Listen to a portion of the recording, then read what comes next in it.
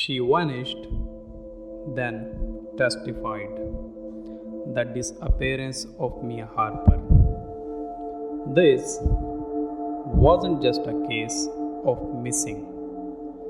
It actually was a hunting game of survival, deception, and a psychological thriller.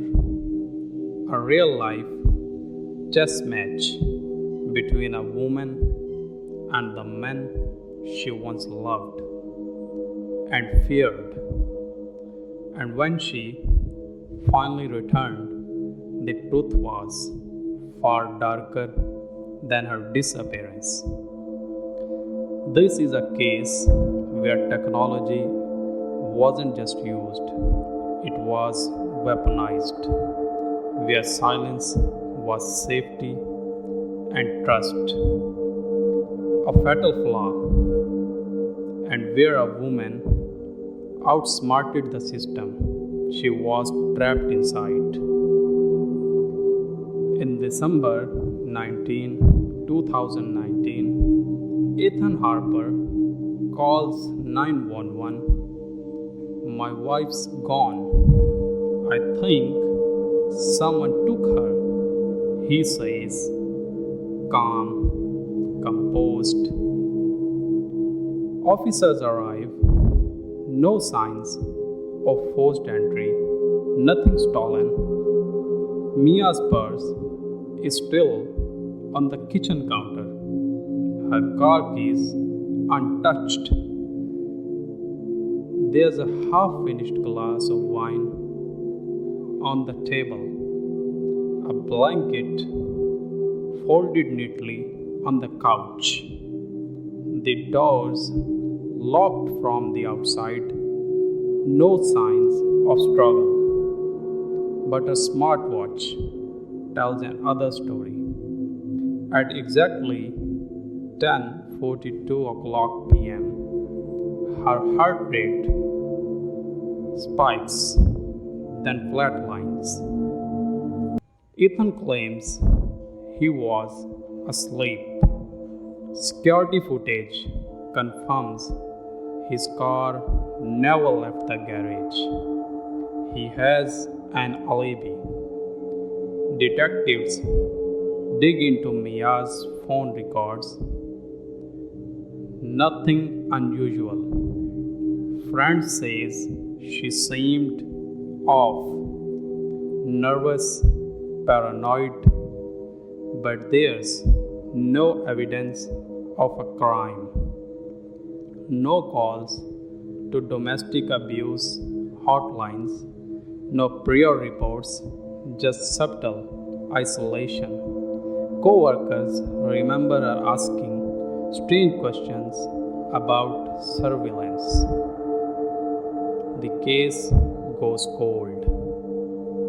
In March 2022, a cyber-staking trial begins in a mid-size Virginia courtroom. Defendant Ethan Harper. Then the room goes silent. Mia walks in. She's alive. She's the prosecution's primary witness. She says she fled after discovering a disturbing truth. She was never alone. Not at once.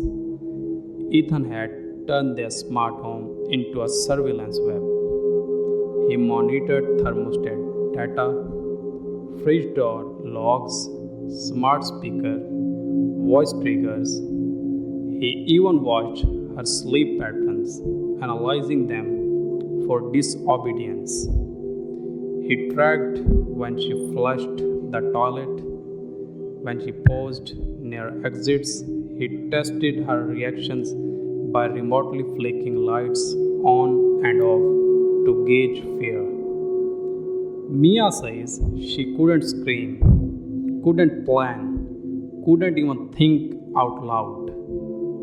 So she played along until she disappeared herself. She changed identities, lived off the grid, and contacted the FBI. She met agents in grocery stores, passed notes in toothpaste boxes. She memorized burner phone numbers instead of writing them down. The FBI sets a trap. They tell Mia to contact Ethan again. He replies within just minutes. That's all they need. Agents raid Ethan's home behind a false wall in the basement. They find it. A hidden room, dozens of hard drives, labeled, organized. Files name M01 to M103, each one a digital diary, a recording of Mia's daily life, from shower to sleep. One folder contains scripts, conversations he wanted her to have. Another, maps showing her daily movement with predictive overlays. He'd coded an app that mimicked her phone's GPS if she tried to escape. There were fake social media messages he'd sent, pretending to be her. He even wore her smartwatch at times to throw off the data. And in a journal entry, one line phrases the courtroom cold. If I can't have her, I'll make a digital version that never leaves. Forensic teams confirmed it. Mia's devices were hijacked. Her phone, camera, mic, even a smartwatch were tools of control. He knew when she cried, when she hesitated, when her heartbeat sped up. The prosecutor calls it the most invasive domestic cyber-stalking case in US history. Ethan Harper is sentenced to 32 years in federal prison. The charges were cyber-stalking, attempted abduction, digital identity theft. Mia never went back to her old life. Instead, she started a non-profit helping women escape tech-enabled abuse. She teaches how to spot smart home manipulation, how to reset hacked device, and how to turn surveillance into evidence. Smart locks, smart thermostats, smart terror.